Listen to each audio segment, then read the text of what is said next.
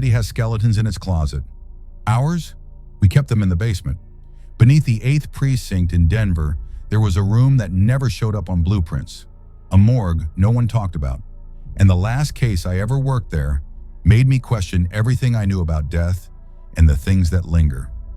1997.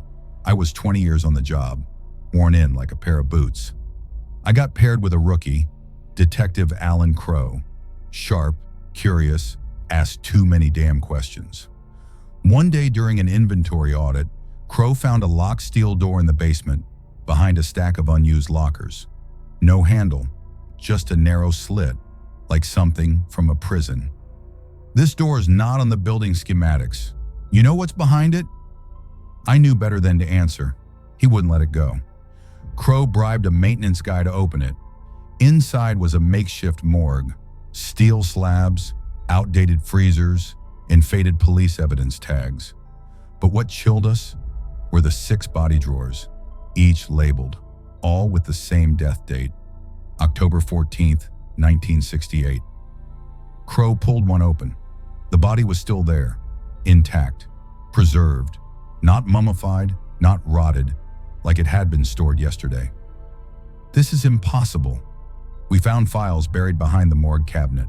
6 victims, no suspects, no follow-ups, just photos, horrific injuries, scratches, burned fingertips, shattered jaws. One file stood out.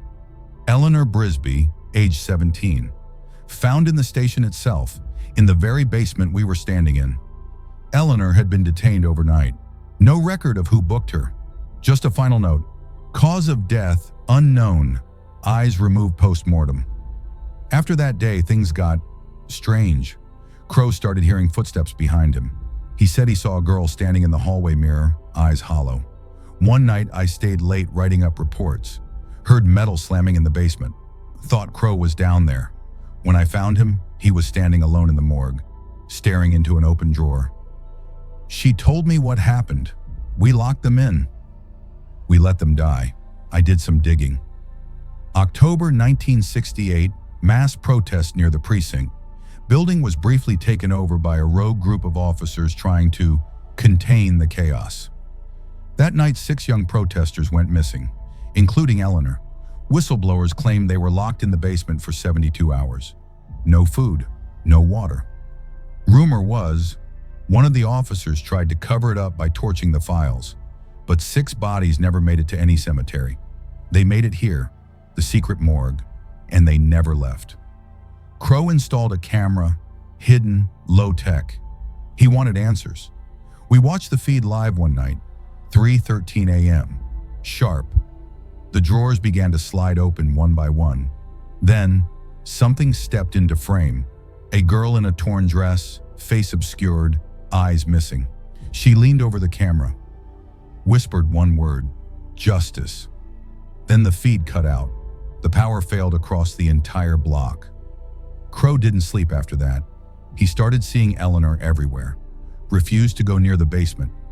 One night, he left a note on my desk. I think she chose me. I'm going to set her free. I found him in the basement.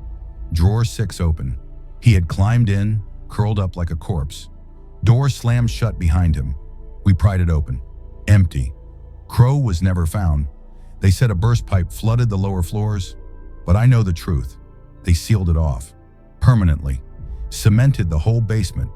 But every few years, reports come in, officers hearing whispers, drawers banging in the night, and one rookie, fresh on the force, swore he saw a girl with no eyes standing in the hallway.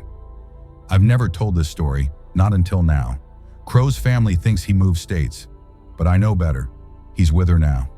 And that basement, still there, beneath the concrete, beneath our guilt. If you're ever assigned to a precinct with a door in the basement that's not on the blueprints, don't open it.